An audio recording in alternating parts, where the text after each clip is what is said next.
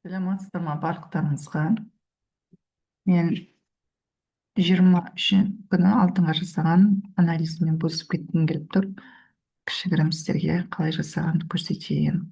Жалпы анализ жасаған кезде біз міндетті түрде дневкадағы цена-закрытияға мән береміз. Біздегі мынау 23-ші недегі, 24-ті бұл пятницадағы свечка, ал мынау алдыңғы күнгі 23-дегі свечка.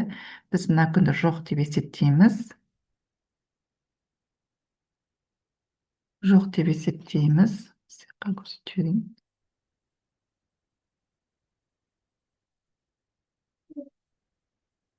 Жоқ деп есептейміз.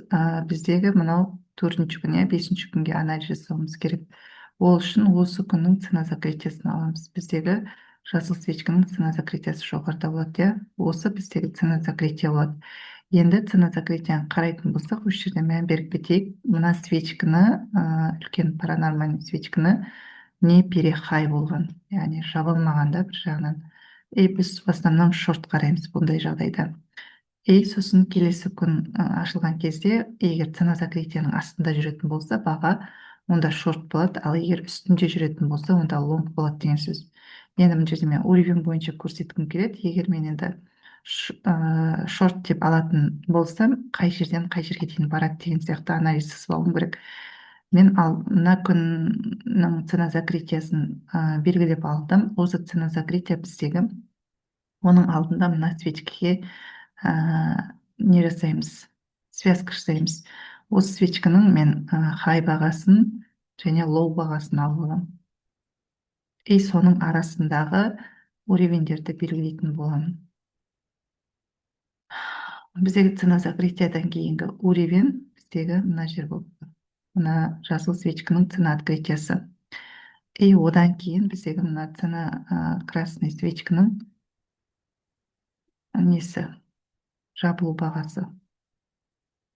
Жабылу бағасы, мына екеуінікі бірдей болып тұр, ашылу мен жабылу бағасы. Мына жерде де фитиль жақын тұр. Одан кейін біздегі мына фитиль, ұзын фитиль, осыны аламыз. Және одан кейін мына екі фитиль, екі ұрған баға.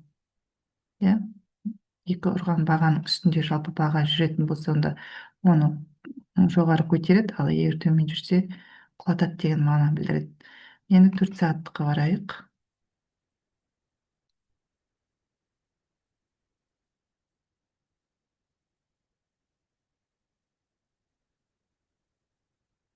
Төрт сағаттыққа барған кезде бізде мына жерде таңертеңгі 4 сағаттықтағы бірінші цена неміз, бірінші свечкамыз 4 сағаттықта цена закрытияның астында жабылды. Үстінде емес, астында жабылды.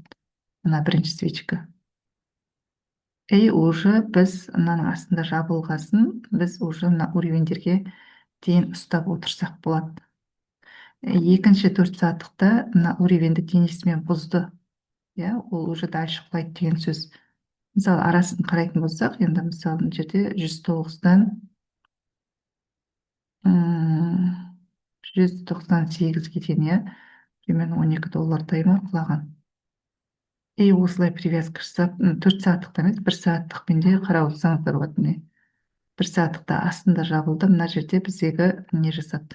Ложный пробой дейді, ложный жасаған. Бірақ бұл жерде, мына жердегі цел зонаты мына жерде қарайтын болсақ, 1 сағаттықта мына екі свечка, осы свечкадан бұл құлаған. Одан кейін дальше кеткен насыған уровеньдердің барлығына дейін барып тұрды. Уровень бойынша не жасау дегеніміз осы. Уровень бойынша анализ жасау дегеніміз. Даже мына жерде бізде сел зона тұр, СНР-ді айтатын болсақ, СНР-ді қосатын болсақ, мынау біздегі сел зона болып тұр. Breakout біздегі long breakout жасаған. Ол бізде отработка жасамаған екен. Мынау біздегі сел зона, мына свечка бізде breakout болады.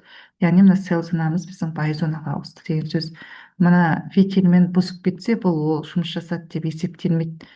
фитиль шығармай осылай жұмыс жасау керек. Мына жерде четко сел зонаның жұмысын күшті жасағанда осы 41 мен 56-ның арасы біздегі бай зона, мықты бай зонада. Осы жерден құлап барып өте жақсы көтеріп жіберген.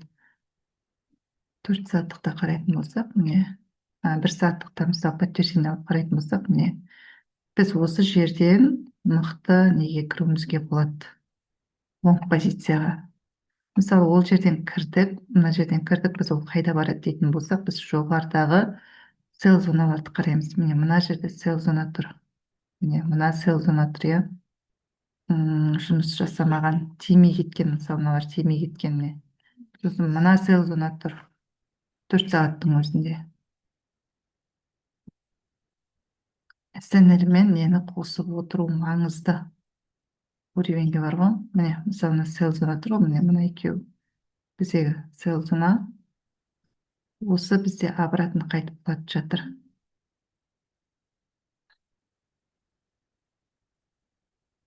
Енді ол ертең бірінші күн бізде қай жерге дейін барады дейтін болсақ, біз қайтадан неге барамыз? Дневкаға барамыз. Мысалы мына жердегі 5-ші күндегі қозғалыс өте жақсы болып, неден қарайтын болсақ, 1 сағаттықта қарайтын болсақ, мына 4160 пен 4000-ның арасы консолидация болып тұр. Өсі құлап, құлап. Жерде паттерндер жұмыс жасаған, дабыл топ өте жақсы жұмыс жасаған, дальше құлаған. Историядан қарайтын болсақ, дәл мына жер біздегі сел зона болып тұр.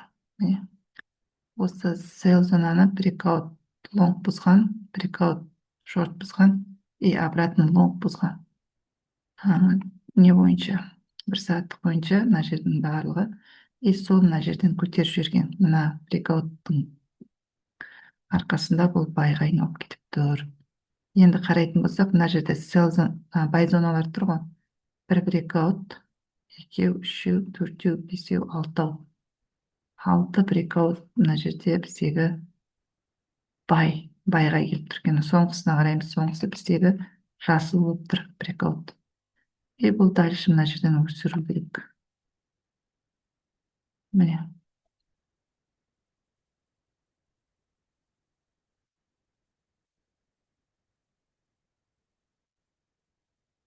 Молодец. Не закрылась. Мына жерге дейін бару мүмкін.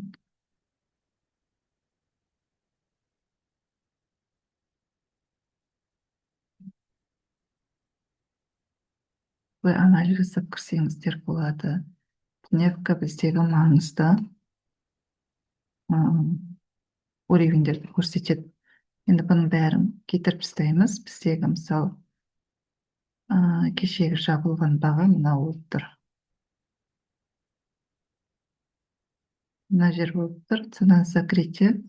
И біз оны қарайтын болсақ, левый ближнее не перелов болып тұр, лонг болып тұр, иә, дневка бойынша. Енді біздегі мына біздегі бай зона тұр. Мына жерде міне. Мына бізде бай зона.